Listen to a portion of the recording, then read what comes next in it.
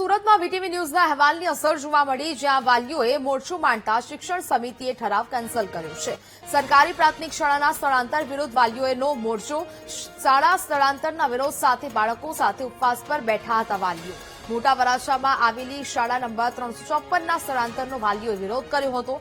અંગ્રેજી માધ્યમના વિદ્યાર્થીઓને અન્ય શાળામાં ખસેડવાના નિર્ણયથી સમગ્ર વિવાદ સર્જાયો હતો।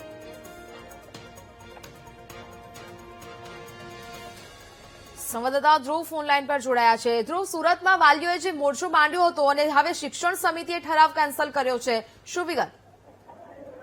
બિલકુલ, સુરતના મોટા વરાછા વિસ્તારમાં જે ખાસ કરીને વાત કરવામાં તો શાળા ક્રમાંક 352 માં જે અંગ્રેજી માધ્યમ ચાલી રહી હતી, તે અંગ્રેજી માધ્યમની શાળા અને બંને સ્થળે ખસેડવાની વાત કરાઈ રહી હતી। બાળકોને અન્ય શાળાઓમાં લઈ જવામાં આવી રહ્યા હતા।